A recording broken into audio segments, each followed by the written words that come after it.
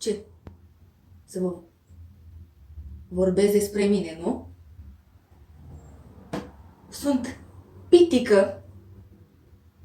Ce, n-ați auzit de Ștefan cel Mare? El era mai înalt? Nu, avea 1,50.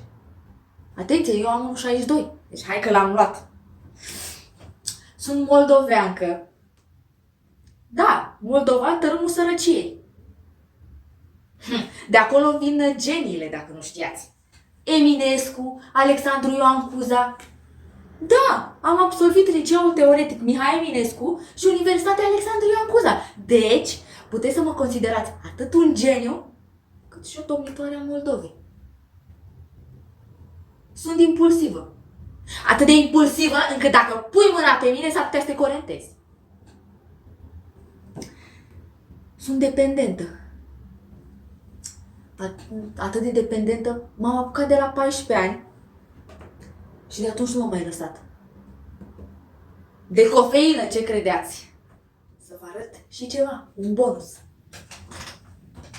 Vedeți ce bine arăt? Știți de ce? Păi nu gătesc. Sunt o moldoveancă New Age.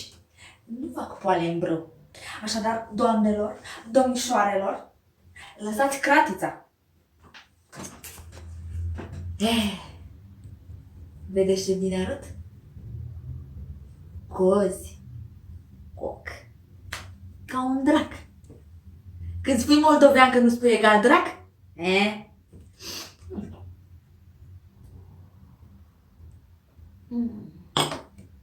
Ce vă uitați așa la mine?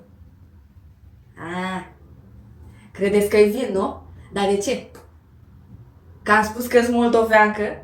Asta înseamnă că-s bețivă? Stați calm că nu cădem pe sub mese. Ia gata.